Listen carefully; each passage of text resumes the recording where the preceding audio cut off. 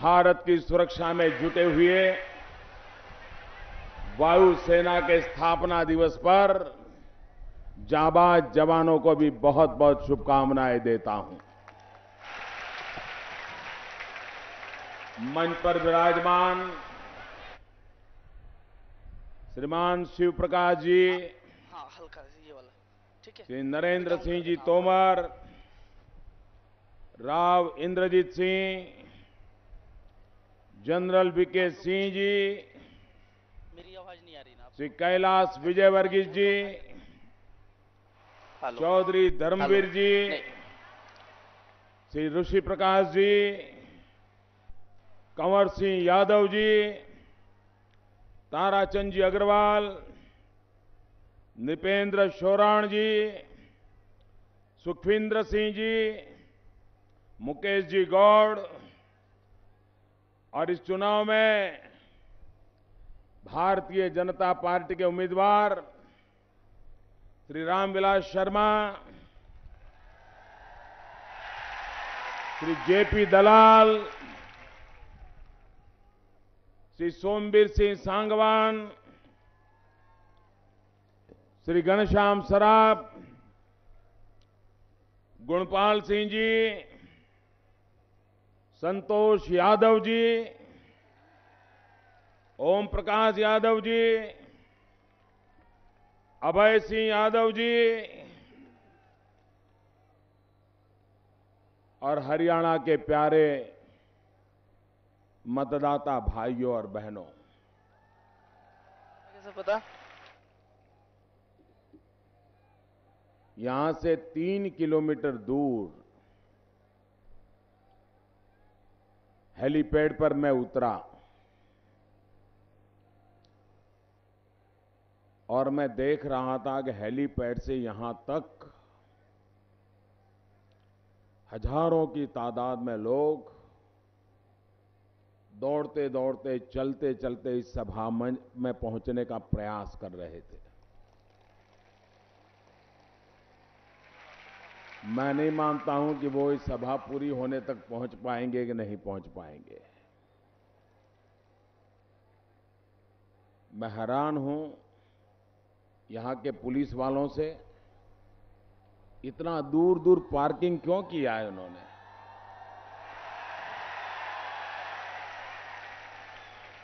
ये बड़ी आयु के लोग इतना पैदल चलना, मुझे इतना कष्ट हो रहा था और वो इतना दौड़ रहे थे।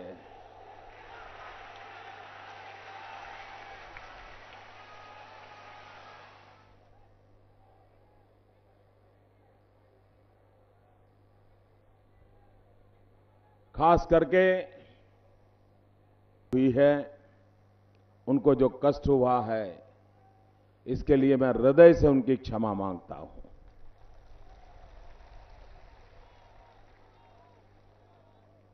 और सबसे बड़ी दुख की बात है कि सभा पूरी होने तक वो पहुंच नहीं पाएंगे यहां पर। तब उनको इतनी पीड़ा होगी कि सुबह से घर नहीं निकले होंगे और आज यहां पहुंचने के बाद भी पहुंच न पाए। पता नहीं सरकार के इशारे से चल रहा है कि ऐसे ही चल रहा है।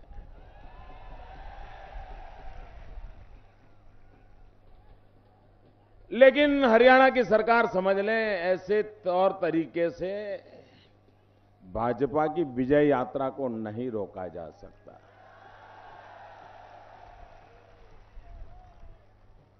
इस प्रकार की रुकावटें पैदा करके जनता जनार्दन की प्रेम वर्षा को आप रोक नहीं सकते। आपके पास ऐसा कोई छाता नहीं है जो आज भारतीय जनता पार्टी पर हरियाणा की जनता की प्रेम वर्षा हो रही है उसे आप रोक पाओगे, नहीं रोक पाओगे। भाइयों बहनों, चुनाव मैंने बहुत देखे हैं। हरियाणा के चुनाव तो बड़ी बारीकी से मैंने देखे हैं। हर गली मोहल्ले के चुनाव तक को मैंने देखा हुआ है। हम कितनी ही मेहनत करते थे, लेकिन कभी ऐसा माहौल मैंने देखा नहीं। लोकसभा के चुनाव में आपने इतना भारी समर्थन दिया। आपका समर्थन का परिणाम है, हरियाणा के प्रेम का परिणाम है कि पूर्ण बहुमत के साथ दिल्ली में भारतीय जनता पार्टी की सरकार बनी। लेकिन मेरी हरियाणा के भाजपा के नेताओं से शिकायत भी है। शिकायत ये है कि लोकसभा का चुनाव तो मैं खुद लड़ रहा था। मैं खुद लोकसभा के चुनाव में मेरी पार्टी के नेतृत्व के लिए जिम्मेवारी था और मैंने हरियाणा में रैलियां भी की थी। लेकिन मुझे समझ नहीं आ रहा है कि उस समय मैं खुद चुनाव लड़ रहा था, लेकिन बड़ी मुश्किल से इससे आधी भीड़ आती थी।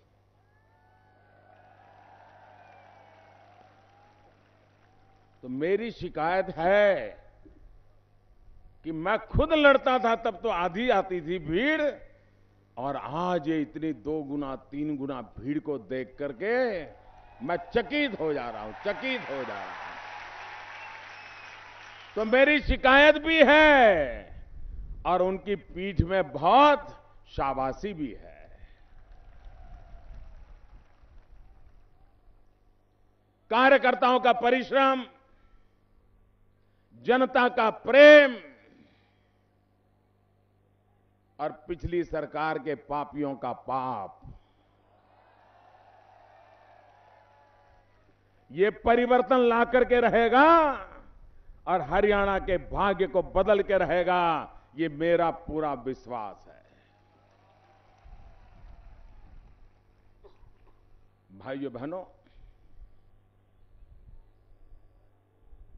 पिछली लोकसभा के चुनाव का एक सबसे बड़ा प्रमुख कारण था, पूरा हिंदुस्तान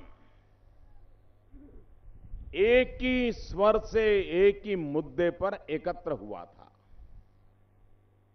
देश के मतदाता जात पात पंथ बिरादरी इन सबको पीछे छोड़ दिया था। एकमात्र मकसद था देश के मतदाताओं का, भारत का भाग्य बदलना है, भारत को विकास की राह पर ले जाना है, नौजवानों के भविष्य को सुनिश्चित करना है। और यही एक मकसद के कारण देश के मतदाता जात पात बिरादरी पंथ संप्रदाय सारी चीजों को पीछे छोड़ के मैदान में आए थे। मैं इस बार हरियाणा में भी इस चुनाव में देख रहा हूं, हरियाणा का नौजवान, हरियाणा की माताएं बहनें, हरियाणा का किसान ऐसा हरियाणा देखने चाहते हैं जिसमें विकास की यात्रा तेज गति से चलती हो, नौजवानों का भविष्य सुरक्षित हो, माताएं बहनें सम्मान के साथ जिंदगी जी सकें। इस प्रकार के हरियाणा की अपेक्षा हरियाणा का हर व्यक्ति कर रहा है। और यही सपना है जिसके कारण हरियाणा में पूर्ण बहुमत की भारतीय जनता पार्टी की सरकार बनना सुनिश्चित हो गया है। मैं हरियाणा के भाइयों बहनों को दोबारा आग्रह करना चाहता हूं। 25 साल बीत गए, एक के बाद एक सरकारों का जरा लेखा जोखा ले लो, और मेरी बात गलत निकले तो अब मैं कहता हूं, मुझे कभी फिर से हरियाणा में आने मत देना। मैंने हरियाणा के चप्पे चप्पे को देखा हुआ है जी। मैं यहां के जनमन से जुड़ा हुआ इंसान हूं। एक प्रकार से ये धरती है जो मेरा दूसरा घर है, जिस धरती ने मुझे बड़ा बनाया है, मेरा लालन पालन किया है हरियाणा की धरती ने।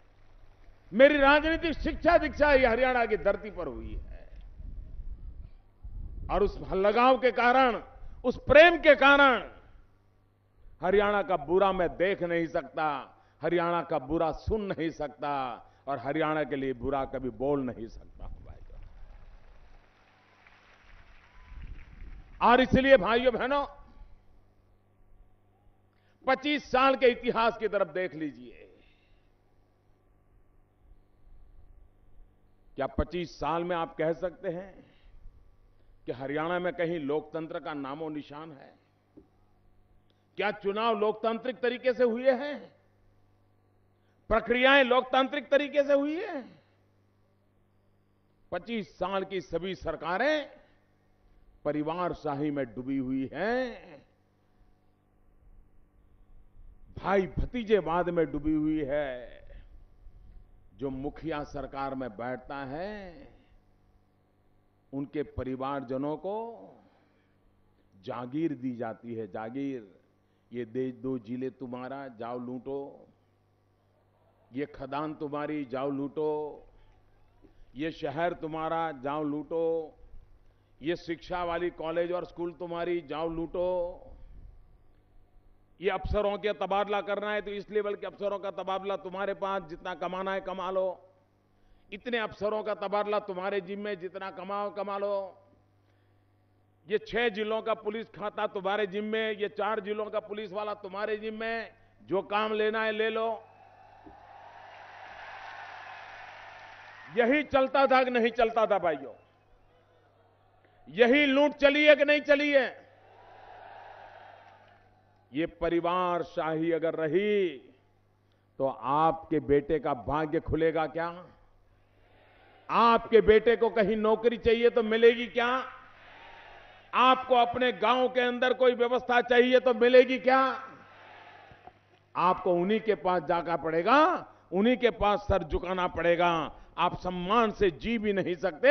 अगर हरियाणा को सम्मान से जीने के लिए रास्ता है तो इस चुनाव में लोकतांत्रिक तरीके से काम करने वाले लोगों की भारतीय जनता पार्टी की पूर्ण बहुमत वाली सरकार चाहिए। परिवारशाही से मुक्ति चाहिए भाइयों।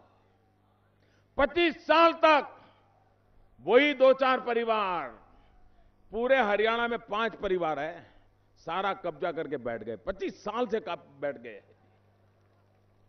और उसके कारण हरियाणा के सामान्य मानवी का जीवन असंभव हो गया है।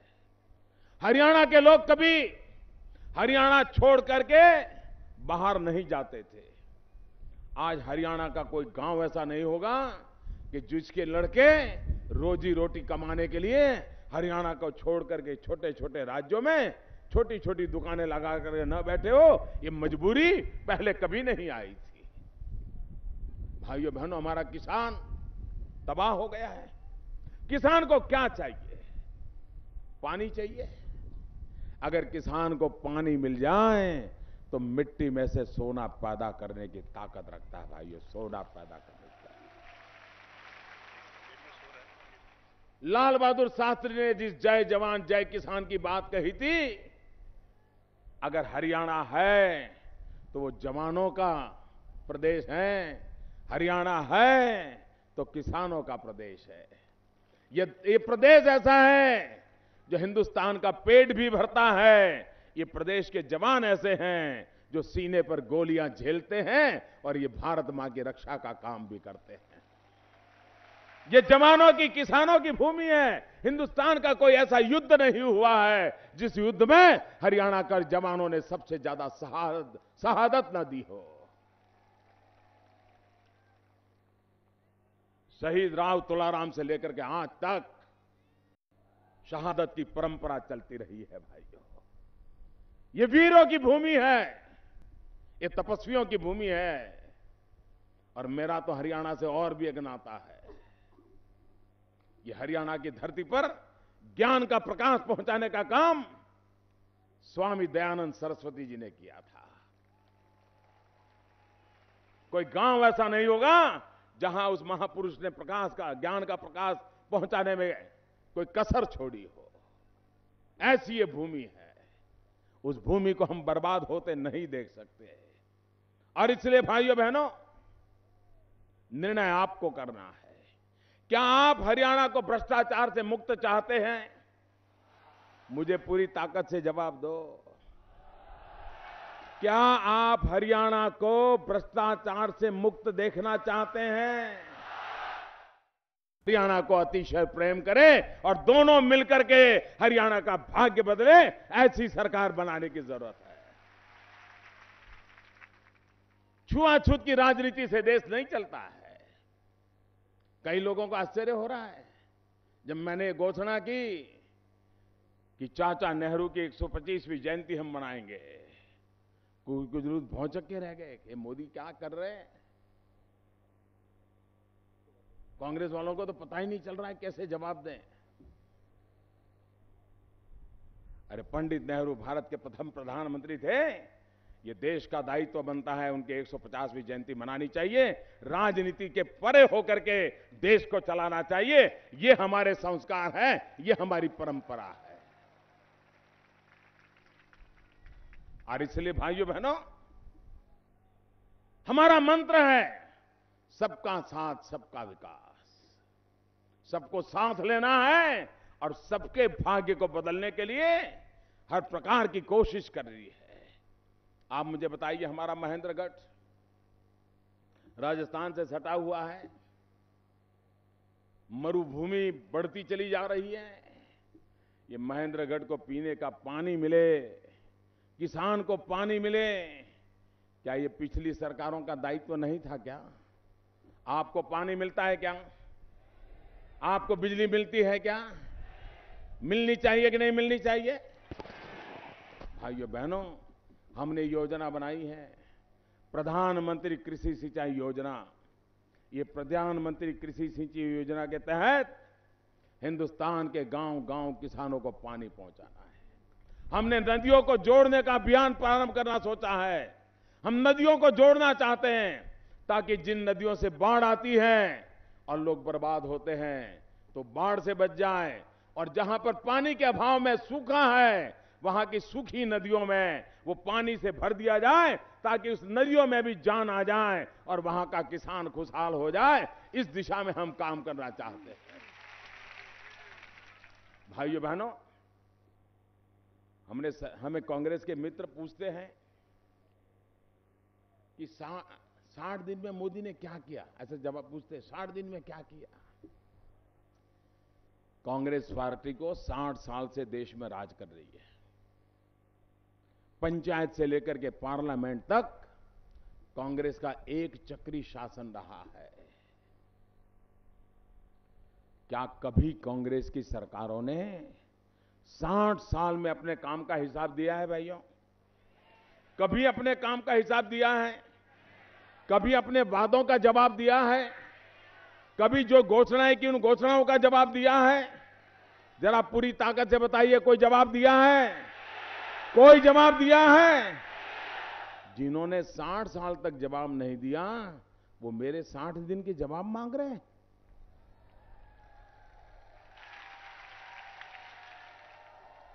लेकिन भाइयों बहनों, कांग्रेस ने भले जवाब दिया हो या न दिया हो, मैं जनता जनार्दन को हिसाब देने के लिए बंधा हुआ हूं। मैं जनता को पाई पाई का हिसाब दूंगा, पल पल का हिसाब दूंगा, क्योंकि मैं किसी प्रधानमंत्री के घर में पैदा हुआ नहीं हूं। मैं किसी मंत्री के घर में पैदा होकर के नहीं पहुंचा हूं। मैं तो आप ही के लोगों के बीच में पैदा हुआ हूं। मैं आप ही के लोगों के बीच में पला बड़ा हूं। जनता का ही सेवक हूं। जनता ने मुझे बड़ा बनाया है और इसलिए मैं जनता का नौकर हूं, जनता का जवाबदेह हूं, मैं जनता का सेवक हूं। मैं जवाब जनता को देने के लिए बता हुआ हूं।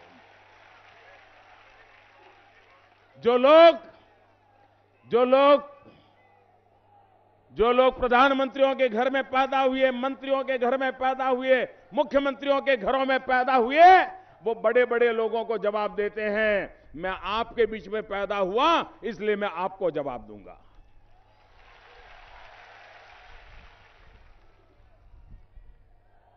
साठ दिन में क्या किया? हमारे देश के जवान जिन्होंने भारत मां की रक्षा के लिए जीवन खपा दिया है, वे 1 रैंक 1 पेंशन के लिए क्या कांग्रेस की सरकार के सामने मांग नहीं कर रहे थे? कई दशकों से वो अपनी आवाज नहीं उठा रहे थे? हर बार सेना के अंदर इस बात की चर्चा नहीं होती थी क्या? मैं जरा कांग्रेस वालों को पूछना चाहता हूं, तो आपको ये काम करने से किसने रोका था? क्यों आप जवानों को लटकाए रखते थे? क्यों हर चुनाव में घोषणाएं करके फिर भाग जाते थे? 60 दिन में हमने क्या किया? मोदी ने 60 दिन में आकर के पहले बजट में 1 रैंक 1 पेंशनर की योजना को लागू करने की घोषणा कर दी है। निर्णय कैसे होते हैं ये हमने करके दिखाया है। मेरे नौजवान भाइयों बहनों, आपको इस बात का दुख है, मैं जानता हूं। हरियाणा की पहचान घोटाला सरकारों की पहचान बन गई है। घोटाले ही घोटाले, घोटाले से बड़ा घोटाला, फिर उससे बड़ा घोटाला, फिर उससे बड़ा घोटाला, फिर घोटाले में भी घोटाला। ये घोटालों के घोटालों के घोटालों की सरकारें चल रही है।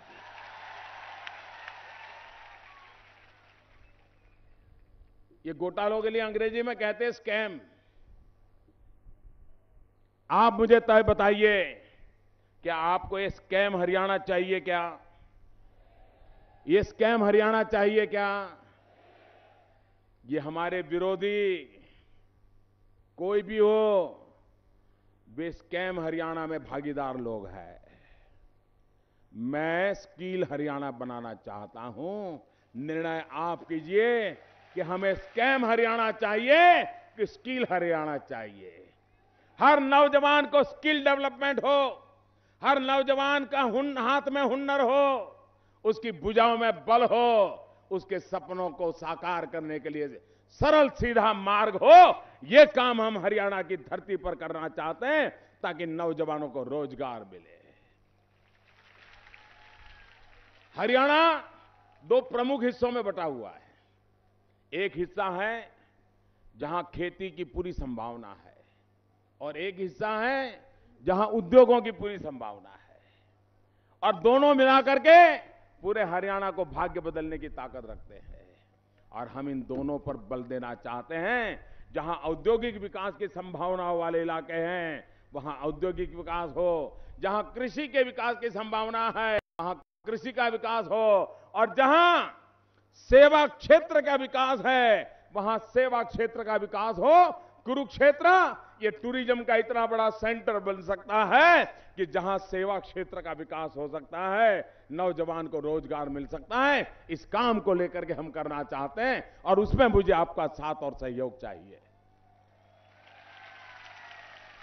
भाइयों बहनों, मुझे बताइए, महाभारत काल से हमारा हिंदुस्तान है कि नहीं है? जरा पूरी ताकत से जवाब बताइए। महाभारत काल से ही हमारा हिंदुस्तान है कि नहीं है? रामायण काल से हिंदुस्तान है कि नहीं है? शिवाजी के समय से हिंदुस्तान है कि नहीं है? राव तुलाराम के जमाने से हिंदुस्तान है कि नहीं है? भगत सिंह के जमाने से हिंदुस्तान है कि नहीं है? आजादी के आंदोलन में हिंदुस्तान था कि नहीं था? आजादी के बाद कांग्रेस के राज में भी हिंदुस्तान था कि नहीं था? था ना? कभी दुनिया में हिंदुस्तान का डंका बजा क्या? बजा क्या? मुझे बताइए, बजा क्या? कभी अमेरिका में हिंदुस्तान को कोई पूछता था क्या? आज अमेरिका में हिंदुस्तान का डंका बज रहा है कि नहीं बज रहा है? बज रहा है कि नहीं बज रहा है? बज रहा है कि नहीं बज रहा है? क्यों बज रहा है? क्यों बज रहा है? आज अमेरिका में हिंदुस्तान का डंका क्यों बज रहा है? मोदी के कारण नहीं बज रहा है भाइयों। ये मोदी के कारण डंका नहीं बज रहा है। ये जादू मोदी का नहीं है, ये करिश्मा मोदी का नहीं है, ये करिश्मा आपका है। ये 125 करोड़ हिंदुस्तानियों का करिश्मा है, जिसके कारण अमेरिका में भी हिंदुस्तान का डंका बजने लग गया है। भाइयों बहनों, ये डंका इसलिए बजा क्योंकि 5 महीने पहले आपने 30 साल के बाद पूर्ण बहुमत वाली भारतीय जनता पार्टी की सरकार को दिल्ली में चुन करके बिठाया। इसके कारण आज दुनिया मानने लगी है कि मोदी अकेला नहीं है, मोदी के पीछे 125 करोड़ देशवासी खड़े हैं। 125 करोड़ देशवासी खड़े हैं, ये इसके कारण दुनिया आज लोहा मानने लगी है। ये 125 करोड़ देशवासियों का पराक्रम है, इसके कारण हिंदुस्तान की गूंज बजी है। आप मुझे बताइए भाइयों, क्या हरियाणा की भी दुनिया में गूंज होनी चाहिए कि नहीं होनी चाहिए? दुनिया में हरियाणा का जय जयकार होना चाहिए कि नहीं होना चाहिए? अगर आप जय जयकार करना चाहते हैं तो हरियाणा में भी पूर्ण बहुमत वाली भाजपा की सरकार बनानी चाहिए। पूरा हरियाणा एक मत होकर के सरकार के पीछे खड़ा हो जाए। आप देखिए, दिल्ली को भी हरियाणा की बात मानने के लिए मजबूर होना पड़ेगा। ये ताकत होती है लोकतंत्र की, ये ताकत होती है लोकतंत्र की। और इसलिए मैं आज आपसे आग्रह करने आया हूं, आप हरियाणा में पूर्ण बहुमत वाली भाजपा की सरकार बनाइए। एक के बगल में एक 11 बनाइए। एक कदम चले तो 11 कदम चल पड़े, इस गति से चलने का संकल्प कर लीजिए। मैं सभी उम्मीदवारों से प्रार्थना करता हूं, मेरे बगल में आके खड़े हो जाए सारे उम्मीदवार आ जाएं। सभी नागरिक भाइयों बहनों, मतदाता भाइयों बहनों, मेरी एक प्रार्थना है, आप लोग मानोगे? मेरी एक प्रार्थना है, स्वीकार करोगे? मेरी एक बात मानोगे? जरा पूरी ताकत से बताओ, मानोगे? एक काम करोगे? पक्का करोगे? सभा के बाद जब यहां से जाओगे, प्लास्टिक की बोतल हो, प्लास्टिक पड़ा हो, कागज पड़े हो, कूड़ा कचरा पड़ा हो, सब उठा के ले जाओगे? ये मैदान को पूरा साफ करोगे? ये वो पावन धरती है जहां पूज्य बाबा जयराम जी की चरण रज पड़ी हुई है। उस धरती को गंदा करने का हमें अधिकार नहीं है। उस धरती को गंदा करने का हमें अधिकार नहीं है। भारत माता को गंदा करने का हमें अधिकार नहीं है। सारा कूड़ा कचरा उठा के ले जाओगे ना? पक्का ले जाओगे? दोनों मुट्ठी बंद करके मेरे साथ बोलिए, भारत माता की। पूरी ताकत से बोलिए, ढीला ढाला नहीं। भारत माता की, भारत माता की, भारत माता की। तो हरियाणा के महेंद्रगढ़ में प्रधानमंत्री रैली को संबोधित कर रहे थे और जनता से अपील की कि पूर्ण बहुमत की सरकार बनाए ताकि किसी भी तरह के गठबंधन की जरूरत ना पड़े। दिल्ली से जो योजनाएं लागू की जा सके उसका सीधा लाभ हरियाणा के निवासियों को मिल सके। और हरियाणा के युवाओं के लिए स्किल डेवलपमेंट की योजना उन्होंने सोची है और उसको लागू करने के लिए ज़रूरी है कि हरियाणा के लोग पूर्ण बहुमत के साथ उन्हें जिताएं। बीजेपी के सभी उम्मीदवारों को जिताने की अपील की और साथ ही साथ कहा है कि मौजूदा जो कांग्रेस सरकार है उस पर निशाना साधा गया है हरियाणा की, और कहा गया है वो घोटालों की सरकार बनकर रह गई है। और जनता से पूछते हुए ये अपील की है कि क्या वो स्कैम हरियाणा चाहते हैं या फिर स्किल हरियाणा। अगर आप स्किल हरियाणा चाहते हैं तो फिर बीजेपी को पूर्ण बहुमत से जिताएं।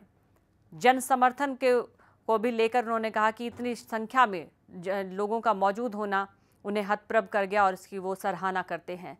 साथ ही बुजुर्गों का भी उन्होंने जिक्र किया और कहा चूंकि पार्किंग दूर रखी गई है, बुजुर्गों को काफ़ी दूर तक चलकर आना पड़ा, इसके लिए उन्हें खेद है। प्रधानमंत्री इस तरह की भाषा बोल रहे थे, रैली में सीधे तारतम्य स्थापित किया, लोगों को अपना बनाते हैं अपने संबोधन के जरिए, ये उनके भाषण की खासियत है। और हरियाणा के महेंद्रगढ़ में भी इसी से उन्होंने शुरुआत की। हरियाणा के जितने भी सेना के जवान हैं उनको नमन किया और फिर अपने भाषण की शुरुआत की। यहां से 3 किलोमीटर दूर हेलीपैड पर मैं उतरा और मैं देख रहा था कि हेलीपैड से यहां तक हजारों की तादाद में लोग दौड़ते दौड़ते, चलते चलते इस सभा में पहुंचने का प्रयास कर रहे थे। मैं नहीं मानता हूं कि वो इस सभा पूरी होने तक पहुंच पाएंगे कि नहीं पहुंच पाएंगे। मैं हैरान हूं यहां के पुलिस वालों से, इतना दूर दूर पार्किंग क्यों किया है उन्होंने।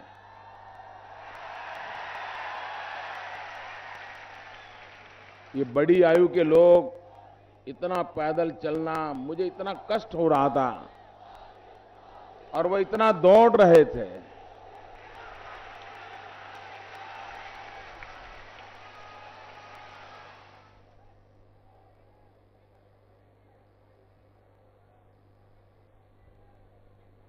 खास करके बुजुर्गों को जो असुविधा हुई है, उनको जो कष्ट हुआ है, इसके लिए मैं हृदय से उनकी क्षमा मांगता हूं।